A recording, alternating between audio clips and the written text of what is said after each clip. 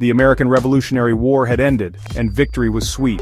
Yet, the new United States faced great dangers. The 13 states were loosely joined under a plan called the Articles of Confederation. This first government was very weak, lacking the power to solve big problems. The young nation struggled, and it was a time of great uncertainty. Leaders worried about the future, knowing something had to change for America to survive and prosper. The central government under the Articles was quite limited. It could not effectively tax the people, meaning it had no steady money. Paying off war debts became nearly impossible. The government could not raise a strong army, making the nation vulnerable to threats. States often argued with each other, acting like separate countries sometimes. There was no strong leader like a president and no national court system to settle disputes fairly between states or citizens. Many people began to see these deep flaws. Farmers faced hard times, and some, like Daniel Shays in Massachusetts, even rebelled. Shays' rebellion was a wake-up call, showing how weak the government truly was. It scared many wealthy leaders, who feared that without a stronger government, chaos would spread. The dream of a successful, independent republic seemed to be slipping away. The promise of the revolution felt at risk. George Washington, the hero of the war, was very concerned. He wrote many letters about the nation's problems. Other thinkers and leaders shared his fears. Men like Alexander Hamilton and James Madison knew a change was urgent. They believed America needed a new plan, a plan for a stronger national government, a government that could truly unite the states and earn respect from the world. The old ways were clearly not working anymore. The idea of a meeting grew stronger, and leaders knew they had to act. The problems under the Articles of Confederation were too severe. James Madison was a key voice, pushing for a special convention to discuss how to fix the government. Alexander Hamilton also supported this idea strongly, arguing for a more powerful national system essential for America's strength and stability. Their calls gained attention, and in 1786, a meeting was held in Annapolis, Maryland, meant to discuss trade issues between states. But only a few states sent representatives. Hamilton and Madison were there, and they saw an opportunity. They persuaded the attendees to call for a bigger meeting in Philadelphia with a much broader purpose, considering all the problems of the current government. This was a bold step toward real change. The states were hesitant at first, fearing the loss of their power and worrying a strong national government would be like a king. But the problems continued to mount. Shays' rebellion in Massachusetts in 1786–87 was a critical event, showing everyone the dangers of a weak government. It convinced many doubters that action was necessary. George Washington's support was crucial. When he agreed to attend the Philadelphia Convention, it gave the meeting great importance. So, in May 1787, delegates began to arrive in Philadelphia from almost every state. Rhode Island was the only one that did not send anyone. These were some of the smartest and most experienced men in America, including lawyers, planters, and merchants. They knew they faced a difficult task trying to save the young nation. The future of the United States rested on their shoulders. This gathering would become known as the Constitutional Convention. The Constitutional Convention began in Philadelphia in May 1787. The delegates met in the Pennsylvania State House, the same place where the Declaration of Independence was signed. The summer was long and hot, and the windows were kept closed to keep their discussions secret. They wanted to speak freely without outside pressure. George Washington was chosen to be the president of the convention, and his presence added great dignity and seriousness to the important proceedings. The delegates faced many disagreements. One major issue was representation. How should states be represented in the new government? Large states wanted representation based on population, which would give them more power. Small states wanted equal representation for every state to protect their influence. This debate was very intense and threatened to break up the convention. Neither side wanted to give in easily, and finding a solution was essential for any progress. Another difficult topic was slavery. Southern states wanted slaves to be counted for representation, but not for taxation. Northern states often opposed this view. Some delegates wanted to ban the slave trade, while others believed it was necessary for their economies. This issue was deeply divisive, exposing the moral contradictions within the young nation. The delegates had to find a compromise, even if it was an uncomfortable one for many. The power of the new national government was also a big question. Some delegates, like Alexander Hamilton, wanted a very strong central government, while others feared this would lead to tyranny. They wanted more power to remain with the states, remembering the fight against the powerful British king. Finding the right balance was crucial. The delegates knew they needed a government strong enough to be effective, but it also had to protect the liberties of the people. George Washington played a vital role, mostly by his presence. As president of the convention, he did not speak much during debates, but his quiet leadership was powerful. Everyone respected him, and his willingness to be part of this effort encouraged others. It signaled that the task was serious and important. Delegates trusted his judgment and his commitment to the new nation. Washington's support helped to keep the often contentious delegates focused on their shared goal of forming a better government for all. James Madison of Virginia arrived highly prepared. He had studied governments throughout history and had a clear vision for a new structure. His Virginia plan became the basis for many discussions, proposing a strong national government with 3 branches. Madison took detailed notes of the debates, and these notes are our best record of what happened. Because of his immense contributions and careful thought, he is often called the father of the Constitution. He worked tirelessly to find common ground. Alexander Hamilton from New York was a brilliant and ambitious young man. He argued forcefully for a very strong national government. He even proposed a president and senators who would serve for life. Many delegates found his ideas too extreme, thinking it sounded too much like a monarchy. While not all his specific proposals were adopted, Hamilton's intellect was undeniable. He consistently pushed for a government that could manage finances, defend the country, and command respect on the world stage. These men, along with others, shaped the final document. Benjamin Franklin, old and wise, urged compromise. Gouverneur Morris was responsible for much of the Constitution's elegant wording. Each delegate brought their experiences and concerns. They argued, they listened, and they compromised. It was a difficult process, but their combined efforts slowly forged a new framework. This framework aimed to create a more unified and lasting nation. Their leadership was essential to navigating the complex challenges. Section 5. The People's Voice, Federalists, Anti-Federalists, and the Great Debate. Once the Constitution was written, it was not yet law. It had to be approved by the states. This started a great debate across America. 2 main groups emerged, the Federalists and the Anti-Federalists. The Federalists supported the new Constitution. They believed it created a strong national government. This government was needed to keep the country united and prosperous. They argued it would solve the problems of the Articles of Confederation. Key Federalist leaders included Alexander Hamilton, James Madison, and John Jay. Together they wrote a series of essays. These were called the Federalist Papers. These essays explained and defended the Constitution. They were published in newspapers.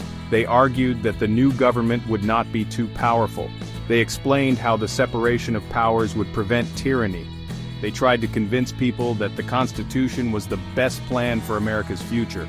Their arguments were very persuasive for many. On the other side were the Anti-Federalists. They opposed the new Constitution. They feared it gave too much power to the national government. They worried it would take power away from the states. They were also concerned that it did not have a Bill of Rights. A Bill of Rights would protect individual freedoms. Famous Anti-Federalists included Patrick Henry and George Mason from Virginia. They argued passionately against ratification. They believed the Constitution threatened the liberties won in the Revolution. The debate was intense in every state. People wrote articles, gave speeches, and held meetings. They discussed what kind of government they wanted. Should it be strong and central, or should states keep more power? Did the Constitution protect their rights enough? This period was crucial for American democracy. It showed that the people were engaged. They were thinking carefully about their future. The outcome of this great debate would determine the fate of the new nation. Section 6. Winning the states, the difficult path to ratification. The Constitution stated that 9 of the 13 states needed to approve it. Only then would it become the law of the land. This process was called ratification. Each state held a special convention. Delegates were elected to these conventions. These delegates would vote for or against the Constitution. The Federalists worked hard to win support in each state. The Anti-Federalists also campaigned strongly for their views. It was a true battle for public opinion. Some states ratified the Constitution quickly. Delaware was the first in December 1787. Pennsylvania, New Jersey, Georgia, and Connecticut soon followed. These early victories gave the Federalists momentum. However, the fight was far from over. Key states like Massachusetts, Virginia, and New York were still undecided. Without their support, the new government would struggle to succeed. The debates in these states were particularly fierce and closely watched by everyone. In Massachusetts, there was strong opposition. Some worried about the lack of a Bill of Rights. A compromise was reached. Federalists promised to support adding a Bill of Rights after ratification. This helped to win over some opponents. Massachusetts ratified the Constitution in February 1788. This was a major victory. New Hampshire became the 9th state to ratify in June 1788. This meant the Constitution was officially adopted. The new government could now be formed. However, Virginia and New York had not yet ratified. These were two of the largest and most powerful states. Their participation was essential. In Virginia, Patrick Henry argued powerfully against the Constitution, but James Madison and Edmund Randolph defended it effectively. Virginia ratified in late June 1788, also with a recommendation for a Bill of Rights. In New York, Alexander Hamilton led the Federalist campaign. After intense debate, New York ratified in July 1788. The new union was finally secure. Section 7. Blueprints for Democracy Structuring the Three Branches. The new United States Constitution created a government with three distinct parts. These are called branches. The first is the legislative branch known as Congress. Congress is responsible for making laws. It is divided into two houses, the Senate and the House of Representatives. This structure was part of the Great Compromise. It balanced the desires of both large and small states. The House represents the people based on population. The Senate gives each state equal representation. The second branch is the executive branch. The President of the United States is the head of this branch. The President's main job is to enforce the laws. The President is also the commander-in-chief of the military. He or she represents the nation to the world. The Constitution outlines the President's powers carefully. This includes the power to veto laws passed by Congress. It also includes the duty to appoint judges and other officials, with the Senate's approval. George Washington would become the first president. The third branch is the judicial branch. This branch is made up of the court system. The Supreme Court is the highest court in the land. Its job is to interpret the laws. It makes sure laws are consistent with the Constitution. The judicial branch settles disputes between states. It also handles cases involving federal laws. The creation of an independent judiciary was a key innovation. It was designed to ensure justice and uphold the rule of law for all citizens. These three branches were designed to be separate but equal. This idea is called the separation of powers. Each branch has its own specific duties. The Constitution also created a system of checks and balances. This means each branch can limit the power of the other two. For example, the President can veto a law from Congress, but Congress can override the veto. The Supreme Court can declare a law unconstitutional. This system prevents any one branch from becoming too powerful.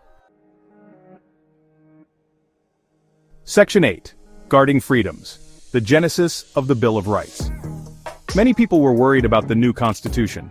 They feared the strong national government it created. They remembered their recent fight against the powerful British monarchy. Anti-Federalists argued that the Constitution did not protect basic individual liberties. They pointed out that there was no list of rights. Rights like freedom of speech, religion, and the press were not explicitly guaranteed. This was a major concern for many citizens across the newly formed nation. To address these fears, a promise was made during the ratification debates. Federalists agreed that if the Constitution was approved, they would support adding a Bill of Rights. This promise helped to convince some states to ratify. True to their word, one of the first actions of the new Congress was to consider amendments. James Madison took the lead in drafting these amendments. He drew upon various state constitutions and declarations of rights that already existed. Congress proposed 12 amendments in September 1789. These were then sent to the states for their approval. By December 1791, 10 of these amendments had been ratified by the required number of states. These first 10 amendments became known as the Bill of Rights. They protect fundamental freedoms. These include freedom of religion, speech, and the press. They also guarantee the right to a fair trial by jury, and they protect citizens from unreasonable searches and seizures by the government. The Bill of Rights was a crucial addition to the Constitution. It helped to reassure many Americans. It showed that the new government was committed to protecting individual liberties. It balanced the power of the government with the rights of the people. The Bill of Rights remains a cornerstone of American democracy. It is a symbol of freedom and a reminder of the importance of protecting basic human rights. Its principles continue to shape American society and law today. Section 9. Launching the Ship of State, the first steps of a new government. With the Constitution ratified, the United States prepared to launch its new government. Elections were held for Congress and for the President. In early 1789, the results were clear. George Washington was unanimously chosen as the first president. John Adams, who received the second highest number of electoral votes, became vice president. Washington's journey from his home in Mount Vernon to the temporary capital in New York City was a triumphal procession. People celebrated his arrival with great enthusiasm. President Washington faced an enormous task. He had to build a working government from scratch. He chose talented individuals for his first cabinet. Alexander Hamilton became the Secretary of the Treasury. He had bold plans to fix the nation's finances. Thomas Jefferson was appointed Secretary of State. He managed foreign affairs. These two men had very different visions for America's future. Their disagreements would soon lead to the formation of the first political parties. This was an early test for the new system. The first Congress also had much work to do. They passed important laws to organize the government. They created the federal court system with the Judiciary Act of 1789. They debated Hamilton's financial plans, including the creation of a national bank. These early years were filled with challenges. The government had to establish its authority. It had to earn the trust of the people. It had to navigate complex domestic issues and foreign relations. Every decision set a precedent for the future. The formation of the first U.S. government was a remarkable achievement. The Founding Fathers overcame deep divisions. They debated and compromised. They created a system of government that has endured for centuries. The Constitution, the Bill of Rights, and the precedents set by Washington and his administration laid a strong foundation. They launched an experiment in self-government. This experiment continues to shape the United States and inspire people around the world. The birth of this government was a pivotal moment in history.